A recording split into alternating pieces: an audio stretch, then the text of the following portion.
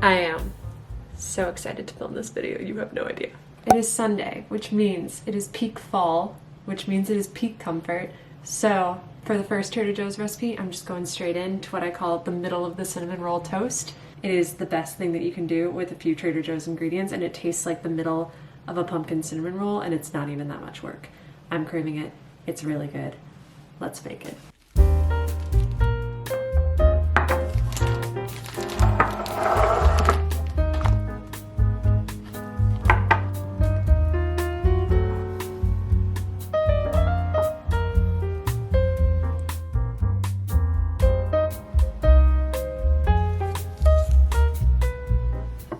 Now what you want to do is you kind of want to smush it into the bread. So the layer is going to be somewhat thick, and we're only doing one side.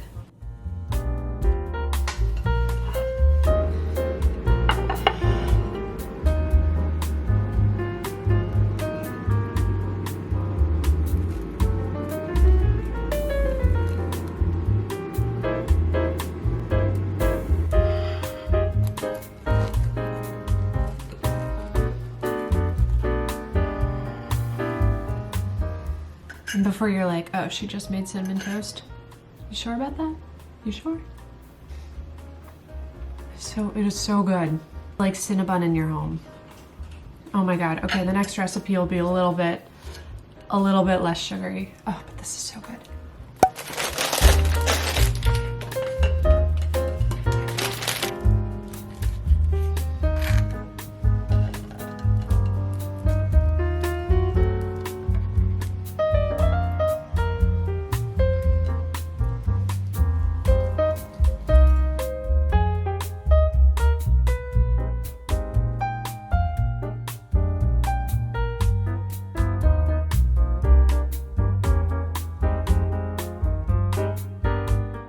So Monday was a really easy breakfast, but now Tuesday I'm kind of doing what I do as like lunch meal prep sometimes. I'm making a farro bowl, but I know you've seen like all the Trader Joe's like autumn soups or pumpkin bisques, but I'm here to say no, no, no, no, no, no, no. This is what you want. Bonus points if you can get low sodium, because then you can choose your salt content, but this plus parm, so good, so cozy, so easy. Let's make it.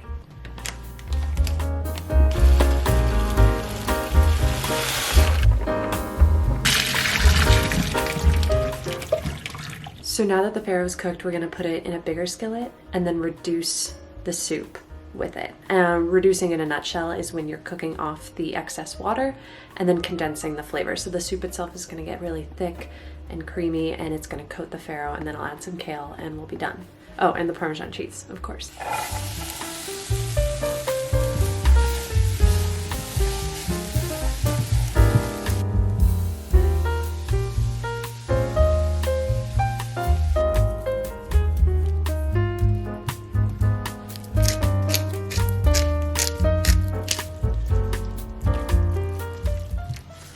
And I'm adding a bit of kale for some, a bit of kale to wilt down with it, and for some extra greens. Sorry if you could hear Walter sighing in the background. You can see it wilts down with the heat of the farro pretty quickly. And if you just want to stop here, this whole thing will be plant-based, but I want to add, of course, the cheese. Now I got this Parmesan from Trader Joe's, but you don't have to. And you just grate everything over the top. Just do it while the farro is still warm, so then the cheese can get all like nice and melty. And I don't add that much salt to this because the Parmesan does most of the work there, but I do add a lot of black pepper. You can kind of tell because I'm wearing my cheese necklace, but like this is one of my favorite things to make, and Parmesan is one of my favorite things to add to things. So I like put this with eggs, I put it with tofu. It's kind of just like a green I have on hand to like mix and match with everything. It's so useful, so versatile, and it tastes like cozy autumn in a bowl.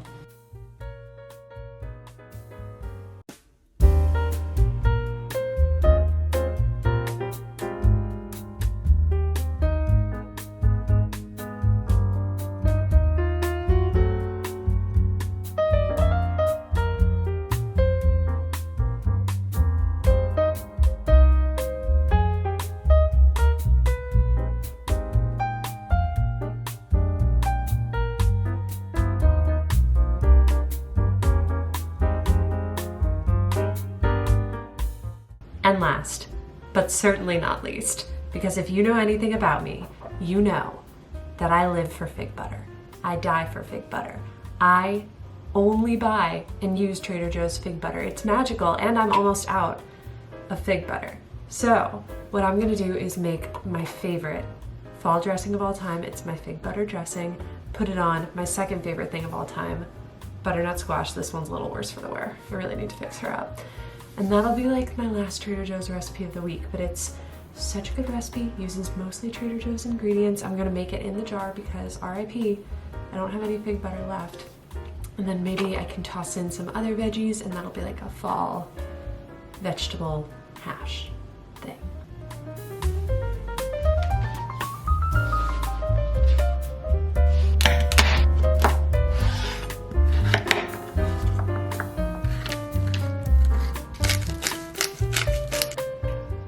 You can cut your squash kind of small. That way it gets a little more brown, a little slightly crispier, and then spread it out on the baking sheet, because I know everybody says this, but when it's close together, it steams, and when it's spread out, that gives time for the moisture to release and get out of the oven, so then it's not like you're steaming your squash is actually roasting. I know you know, I just want you to know. You know? And the dressing itself is fig butter, tahini. You can do balsamic vinegar or really any kind of vinegar. I'm using raspberry vinegar because I found it at Trader Joe's and was intrigued. Salt, pepper, and then red pepper flakes, totally optional. I just like spicy. And then the thing that might take some people back is a plant-based milk. Now, hear me out. So, a lot of dressings tend to be like really heavy on fats, which is great, we need them to live. But sometimes, and I found this especially with dressings that are like tahini based or like olive oil based, they fill me up really quickly, which is great if you're having like a salad, but if you're having like a vegetable side dish or something with like a protein, it's kind of like not ideal to be filled up like with the vegetable side dish when you have like the rest of the meal. So sometimes I think there is a time and a place for a lighter dressing, and that's why I like using a plant-based milk.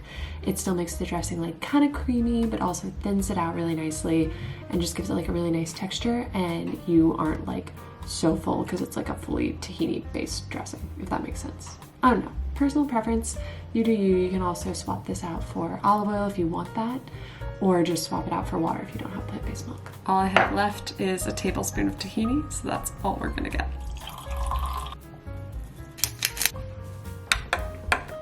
Not the prettiest girl at the party, but it is super, super good.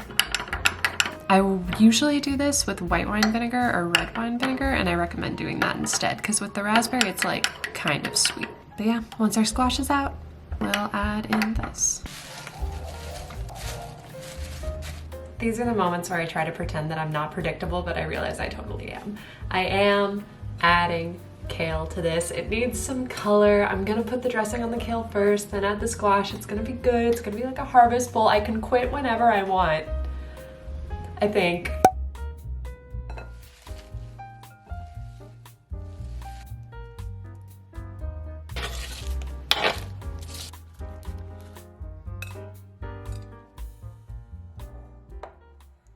Aren't we glad we have the kale?